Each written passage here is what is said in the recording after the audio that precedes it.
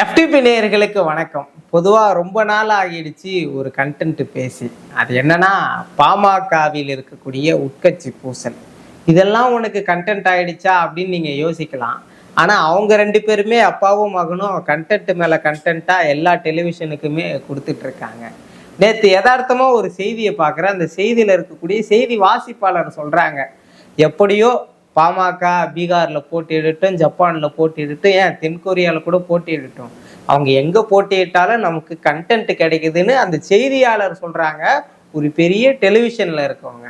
அப்படி இருக்கும்போது நம்ம ஒரு சாதாரண யூடியூப் சேனல் நம்ம சொன்னா என்ன? தொடர்ந்து பாமகவில் இருக்கக்கூடிய உட்கட்சி பூசலை நம்ம தொடர்ந்து பேசிட்டு வரோம். அப்பாவுக்கும் மகனுக்குள்ள இருக்கக்கூடிய பிரச்சனைகள், இதுல யாரு தலை ஓங்குகிறது, அன்புமணி பின்னால் வருகின்ற கூட்டத்தை பத்தி பேசியிருக்கிறோம். அதிலும் குறிப்பா ராமதாஸ் எடுக்கின்ற வியூகமான சில விஷயங்கள் பத்திலாம் நம்ம பேசியிருக்கோம். அதையெல்லாம் தொடர்ந்து இப்ப அண்மையில பாமகவுல என்னெல்லாம் நடக்குது அப்படின்னு பார்க்கும்பொழுது, ஒரு 2 வாரங்களுக்கு முன்பாக ஒரு நிகழ்வு தொடர்ந்து பேசப்பட்டது. அது எல்லாரும் நம்ம பார்த்துருப்போம். அன்புமணி தான் மீண்டும் தலைவராக தேர்ந்தெடுக்கப்படுகிறார். தேர்தல் ஆணையமே அன்புமணியை தான் தலைவராக ஏத்துக்கிட்டது. அதுக்கான லெட்டர்லாம் அன்புமணியோடைய ஆபீஸுக்கு வந்தது. இது மாதிரியான செய்திகள்லாம் வந்தது. அதுக்கப்புறம் எல்லாரும் ஓரளவுக்கு புரிஞ்சுக்கிட்டாங்க, இனிமே அன்புமணி அவர்களின் கீழ் தான் ஒருங்கிணைந்த பாமகவானது இருக்க போகிறது. தன்னுடைய கழக குரலை எடுத்து ஒரு விஷப்பரீட்சையாகவே ராமதாஸ் அவர்கள் 2026 தேர்தலை சந்திக்க போகிறார் அப்படின்னும் ஒரு சிலர் பார்வையில இருந்தாங்க. இந்த நிலையில நேற்றைய தினம் சட்டமன்ற குழு தலைவராக இருக்கக்கூடிய ஜி.கே. மணி அவர்களை அந்த பொறுப்பிலிருந்து நீக்கணும்னு பாமக வழக்கறிஞர் பாலு அவர்கள் முறையிட்டு இருக்காரு. இது ஏன் பாமக இப்படி அடுத்த கட்டமான ஒவ்வொரு நடவடிக்கைகளா எடுத்துட்டு இருக்காங்க? அதிலும் குறிப்பாக ராமதாஸ் ஆதரவாளராக இருக்கக்கூடிய 2 சட்டமன்ற உறுப்பினர், ஒன்று அருள், இன்னொருவர் ஜி.கே. மணி, இவர்கள் இருவருக்குமான கொடுக்கப்பட்ட அனைத்து பொறுப்புகள், அனைத்து முக்கியத்துவங்களும் பறிக்கப்படுகிறதுன்னு பார்த்தா இப்பதான் தெரிய வருது, பாட்டாளி மக்கள் கட்சி வெறும் சட்டமன்ற தேர்தலுக்கான கட்சி இல்லை, அதே மாதிரி வெறும் மாநில கட்சி அல்ல, இது ஒரு தேசிய கட்சி, இது ஒரு தேசிய அங்கீகாரம் பெறக்கூடிய ஒரு கட்சியாக மாறப்போகிறது. சொல்ல போனா மோடிக்கே டிஸ்ட் கொடுக்கக்கூடிய ஒரு கட்சியா பாட்டாளி மக்கள் கட்சி வருகின்ற காலத்தில் செயல்பட போகிறது என்ற ஒரு பார்வை இருக்கிறது. ஏன் இந்த பார்வை இருக்கிறதுன்னு கேட்டோம்னா, ஒரு வாரத்திற்கு முன்பாக ஒரு செய்தி அரசல் புரசலா பரவ தொடங்கினது. என்னன்னா, எப்படி அன்புமணிக்கு கையில் அதிகாரம் வந்தது, எப்படி அன்புமணியை தேர்தல் ஆணையமே தலைவராக ஏற்றுக்கொண்டது, அடுத்த ஆண்டு வரை எப்படி இவருக்கான அங்கீகாரம் கிடைக்க வாய்ப்பு வந்ததுன்னு பார்த்தோம்னா, இவங்க ஒரு வியூகத்தை கையில் எடுத்திருக்காங்க. என்னன்னா, இந்த வருட கடைசியில பீகார் எலெக்ஷன் நடைபெற இருக்கிறது. அந்த பீகார் எலெக்ஷன்ல அன்புமணி தலைமையில் இருக்கக்கூடிய அந்த ஒருங்கிணைந்த பாமக இருக்கு இல்லையா, அவங்க பீகார்ல போட்டியிட போறாங்களாம். பீகார்ல போட்டியிடுவதன் மூலயமாக இப்பொழுதே எங்களுக்கு அந்த கட்சி சின்னம் இதெல்லாம் இருந்தா எங்களுக்கு சரியான முறையில நாங்க அங்க தேர்தல் வியூகங்களை செலுத்தி நாங்க வெற்றி பெற்றுவோம், பீகாரில் ஆட்சி அமைச்சிருவோம் என்ற மாதிரி ஒரு பிம்பத்தை உருவாக்கி, அதனால எங்களுக்கு அங்கீகாரத்தை கொடுங்க அப்படின்னு தேர்தல் ஆணையத்துக்கிட்ட முறையிட்டு, அதனாலதான் இப்பொழுது அன்புமணி அவர்கள் செயல் தலைவரா இல்லாமல் தலைவராகவே மீண்டும் நீடிப்பார்னு சொல்லப்பட்டிருக்கு. இந்த செய்தியை ராமதாஸ் அவர்கள்ட்ட போய் கேட்குறாங்க, இந்த மாதிரி பாமக பீகார்ல போட்டியிட போகுதாமே, இதை எப்படி நீங்க பாக்குறீங்க அப்படின்னு கேட்கும்போது, அவருடைய அந்த எப்போதுமே அந்த கலகலப்பான பாணியில சொல்றாரு, ஏன் பீகார்ல மட்டும், தென்கொரியால போட்டியிடுவோம், ஜப்பான்ல போட்டியிடுவோம், மொரிஷியஸ் தீவுல கூட பாமக போட்டியிடும், அந்த அளவுக்கு உலக நாடுகளே வியந்து பார்க்கக்கூடிய ஒரு கட்சியாகவோ, ஏன் ட்ரம்ப்பே பார்த்து லைட்டா அலறக்கூடிய கட்சியாகவும் பாமக இன்னைக்கு மாறி இருக்குதுன்ற மாதிரி தங்களுக்கே உரிய அந்த நகைப்புக்குரிய பாணியில கலாய்ச்சி விட்டுட்டாரு ராமதாஸ் அவர்கள்.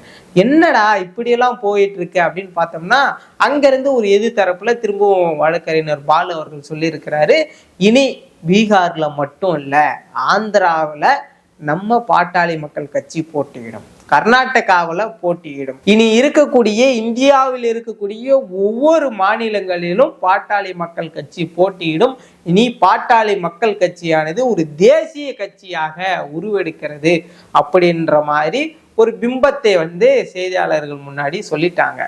நமக்கு பார்க்கும்போது ஓகே, பாட்டாளி மக்கள் கட்சி ஒரு தேசிய கட்சியா உருவெடுக்கிறது நல்லது தானே, எல்லாருக்கும் தெரிஞ்ச ஒரு கட்சி, எல்லாருக்கும் தெரிஞ்ச ஒரு தலைவராக அன்புமணி மாறிடுவார் அப்படின்னு நம்ம பார்க்கும்போது, இப்படியே பாட்டாளி மக்கள் கட்சி இந்த வியூகத்தை கையில் எடுத்ததற்கு மிக முக்கியமான காரணம் பாட்டாளி மக்கள் கட்சியின் எதிரியாக சொல்லப்படுகின்ற, தங்களுடைய கொள்கை சித்தாந்தத்திற்கு எதிராக சொல்லப்படுகின்ற விடுதலை சிறுத்தைகள் கட்சி தான் அப்படின்னு நம்மளால பார்க்க முடியுது.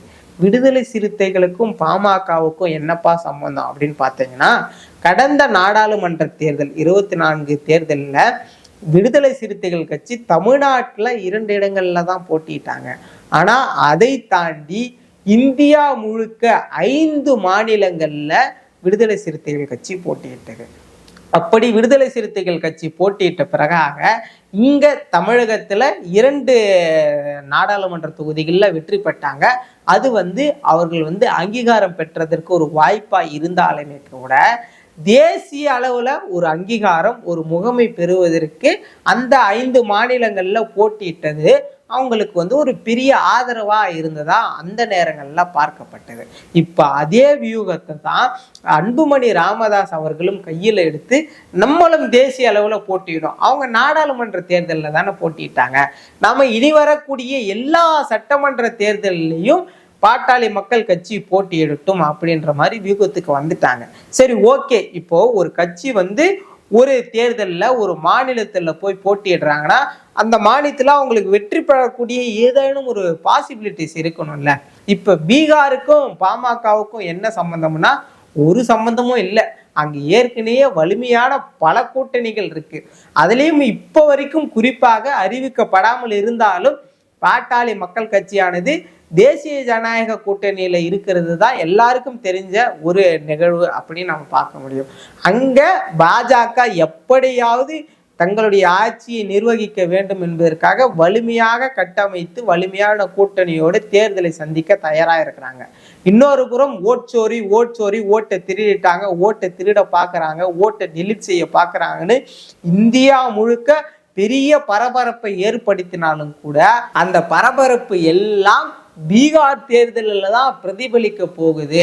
அதற்கான வேலையை தான் ராகுல் காந்தி சிறப்பா செஞ்சிட்டு இருக்காரு அப்படின்னு தேஜஸ்வி யாதவும் ராகுல் காந்தியும் தங்களுடைய கூட்டணியோடு 2026 தேர்தலை சந்திக்க இருக்கிறாங்க. வியூகம்னு பாஜகவிற்கு ஒரு வியூகம், அதே மாதிரி காங்கிரஸுக்கு ஒரு வியூகம். இப்படியெல்லாம் இருந்தாலுமே கூட வியூகம் வகுக்கிறதுல நான் தாண்டா இந்தியாவிலே பெரிய ஆளுன்னு சொல்லக்கூடிய பிரசாந்த் கிஷோரும் தங்களுடைய கட்சியை வைத்து கொண்டு அந்த பீகார் தேர்தலை சந்திக்க இருக்கிறாரு. அதற்கு அடுத்ததாக ஆம் ஆத்மி கட்சியும் அங்க சிறு சிறு கட்சிகளை சேர்த்து கொண்டு அந்த பீகார் தேர்தலில் போட்டியிடுறாங்க. அதற்கு அடுத்ததாக அங்க இருக்கக்கூடிய உதிரி கட்சிகளும் சில கூட்டணிகளை சேர்த்து கொண்டு போட்டியிட இருக்கிறாங்க. இத்தனை கூட்டணிகள் பீகார் தேர்தலில் நடைபெற இருக்கிறது. இங்க எங்கேயாவது பீகார்ல பாமகவிற்கு வாய்ப்பு இருக்கும்னு நினைக்கிறீங்க? ஏன் ஒரு 10 ஓட்டு கிடைக்கும்னு நினைக்கலாம். ஆனா அது கிடைக்குமான்றது அவங்க தேர்தலில் என்ன மாதிரியான அறிவிப்புகளை கொடுக்குறாங்க, அங்க என்ன மாதிரியான பிரச்சாரங்களை செய்ய இருக்கிறாங்க, அதெல்லாம் வைத்துதான் நமக்கு தெரிய வரும். ஆனா பீகார்ல ஏன் பாமக போட்டியிடும் நமக்கு தெளிவா தெரியுது.